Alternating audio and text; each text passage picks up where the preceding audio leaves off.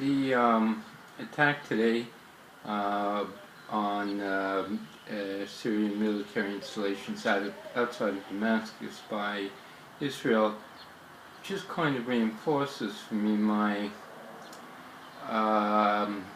upset that the Obama administration is being so passive generally. I'd like to say what I think is the case in such a clear way that I can't believe that people are not speaking about it and not labeling it for what it is, which is a new doctrine, because it's consistent. He's being consistent in most of his reactions. I think that he has come to the decision that that he is not going to have an activist role in anything that has danger of being militarized or drawing U.S. military resources. His reaction in Benghazi, at first I thought that the storm around it was a bunch of Republican political craziness. But you know, when you couple it with other things, I think they weren't really wrong. His refusal to call that a terrorist action, he said it was terrible. He said whoever did it did an act of terror or some such pussyfooting, but essentially he refused to call it a terrorist attack because doing that in that case, and again doing that similarly in the case of the Boston murders, would call for a U.S. response. And he's not going to do that. He's not going there. He's been very consistent about that.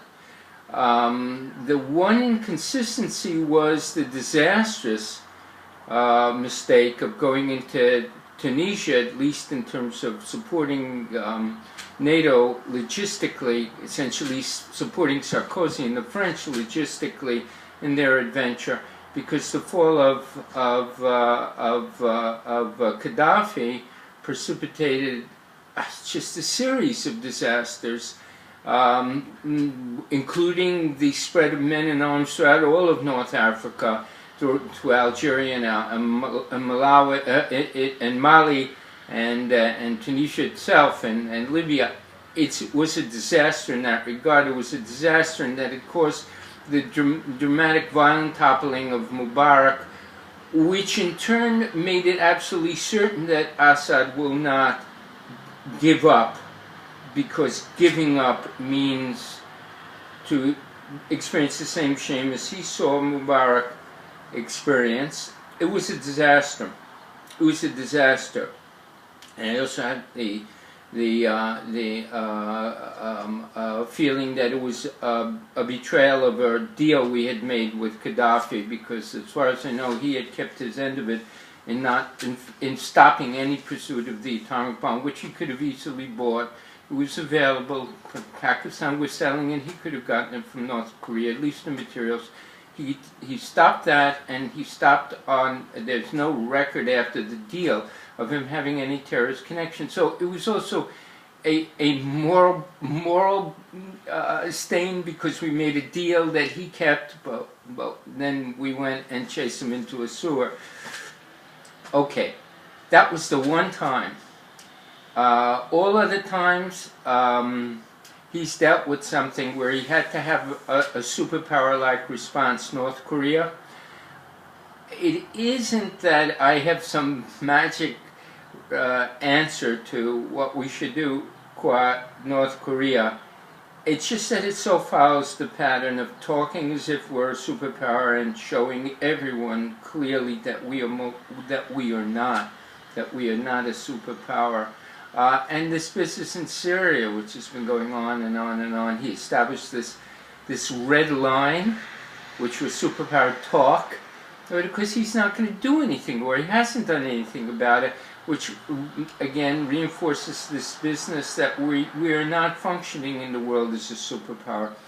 If we refuse to be the superpower, it's not as if there will be nothing to fill that vacuum. It will immediately be filled, and is starting to be filled now. Largely, it has been filled by Russia doing all kinds of manipulating games in Syria and other places to their advantage. By Iran, of course, and Hezbollah, their poodle.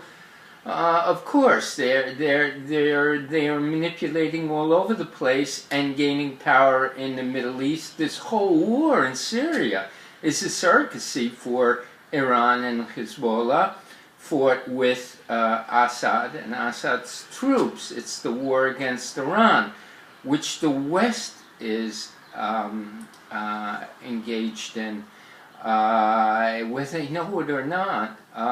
So not being a superpower doesn't mean that there won't be someone to fill that.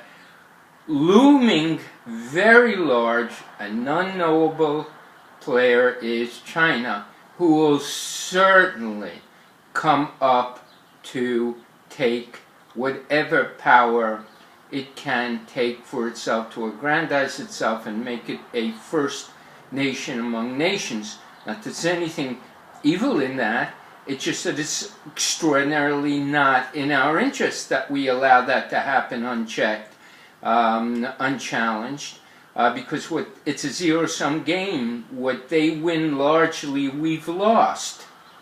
And that's the naivete that I keep coming back to. It's this tremendous naivete. You know, people want what they believe to be true because it makes them feel good. But it is not a game of hopscotch, it's not a game of kids, and it's a zero-sum game, and we must be the superpower. As it stands, Obama is in danger of being a terrifically poor administration, remembered as a failed presidency. He had, just at the moment, he's a combination of Wilson and Jimmy Carter, maybe with a strong dollop of Charles Lindbergh thrown in. I pray that he sees the error of his ways and that he, through action, not through talk, but through action, repudiates the Obama doctrine and mans up. Comes to the battleground. I can't put it in any other terms, and takes full responsibility of what should be the major nation on earth.